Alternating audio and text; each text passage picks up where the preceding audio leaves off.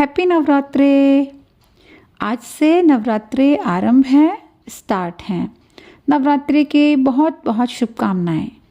सबसे पहले ये जानना होगा कि नवरात्रि का मीनिंग क्या होता है।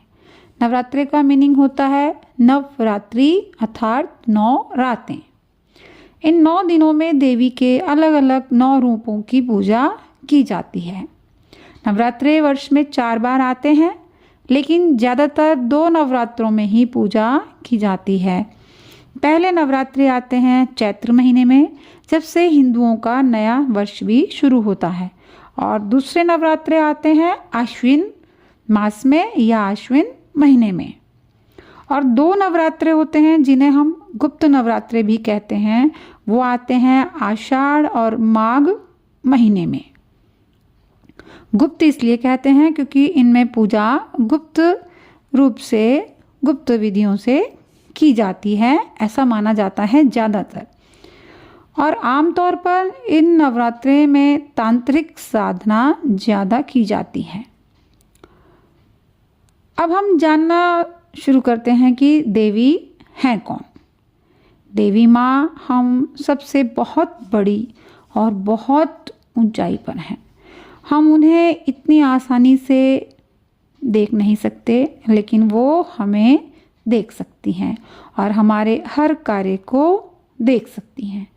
बल्कि हमारे मन में हम क्या सोच रहे हैं, क्या विचार कर रहे हैं, वो उसे भी देख और सुन सकती हैं। इसलिए हम कुछ भी करें, कुछ भी सोचें, तो ध्यान रखें कि वो हमें देख सुन रही हैं। सच की राह पर हमें चलना चाहिए और झूठ और गलत को छोड़ना चाहिए। हम कुछ भी करें तो हमें उसका कारण जानना चाहिए। उसका कारण हम अपने मम्मी पापा से, दादा दादी से, दीदी से, भैया से, किसी से भी पूछ सकते हैं। स्कूल में टीचर्स हैं तो हमें उनसे भी पूछना चाहिए। हम उनसे पूछ सकते हैं कि हम जो भी कुछ कर रहे हैं वो हम क्यों कर रहे हैं, उसका हमें कारण जानना चाहिए। ऐसे ही नहीं कि किसी ने भी कुछ भी कह दिया कि भाई ये ऐसे होता है और हमने ऐसे मान लिया। ऐसे ही नहीं मानना चाहिए, उसके पीछे का लॉजिक, उसका कारण हमें जानना चाहिए और तब हमें उसे मानना चाहिए। ये हमें अपनी एक आदत बना लेनी चाहिए। जब तक हमें उस बात का प्रूफ ना मिल जाए, हम उसके कारण को ढूंढते रहें, उस प्रूफ को ढूंढते रहें। ऐसे हमें करना चाहिए।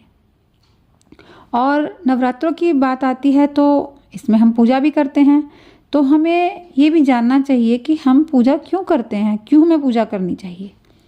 पूजा करने का अर्थ होता है कि भगवान के सामने बैठकर नमन करना, अपना सर झुकाना और इस बात को मानना कि वो सर्वशक्तिमान है, पूरी सृष्टि को, पूरी दुनिया को चलाने वाले हैं और हम एक छोटे से प्राणी हैं।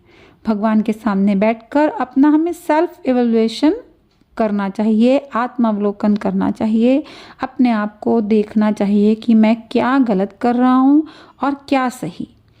ये देखना चाहिए कि भाई मैं दुखी हुआ तो क्यों हुआ, मैं क्यों रोया, क्यों मुझे गुस्सा आया, क्यों मैंने किसी को मारा, क्यों मैंने किसी को कुछ भी गलत अपशब्द कहे। इन चीज़ों को समझने का प्रयास करना चाहिए। कुछ ना कुछ कारण अपने आप मिल जाएगा जब हम उसको ध्यान करने की कोशिश करेंगे कि हमने ऐसा किया तो क्यों किया। और जब हम ऐसा करेंगे तो हमें अपनी गलती समझ में आ जाएगी और हमें उस गलती को सुधारना चाहिए। और देवी माँ से प्रार्थना करना चाहिए कि देवी माँ मुझे गलत काम करने की, गलत सही देखने की बुद्धि प्रदान करें और सच के साथ जीने की प्रेरणा दें और गलत का, अन्याय का, झूठ का साथ छोड़ने की ताकत भी मुझे मिले। जो भी हमारे लिए बेस्ट होता है देवी माँ वो हमें अपने आप से दे देती हैं। हमें उनसे मांगने की कुछ भी ज़रूरत नहीं होती है, इसलिए हमें उनसे मांगना भी नहीं चाहिए। बस हर पल देवी माँ को अपने साथ महसूस करना चाहिए और जब भी समय मिले या हर पल कर सकते हैं तो हमें मंत्र जाप करना चाहिए। जैसे ओम श्री दुर्गाय नमः हम ये बोल सकते हैं हर पल, या ओम एं ह्रीं क्लीं चामुंडाय विच्चे, इस तरह का भी हम जाप कर सकते हैं, जिससे खाली समय का सदुपयोग होगा, बुरे विचार हमारे मन में नहीं आएंगे और हम हर पल देवी माँ से जुड़े रहेंगे। तो देवी माँ हमें कुछ भी गलत काम करने ही नहीं देगी। उम्मीद करती हूँ कि कुछ बातें समझ में आई होंगी। उनका ध्यान करके अपने जीवन में उन्हें उतारें और हंसी खुशी स्वस्थ रूप से जीवन को जानें और जिएं। हैप्पी नवरात्रि।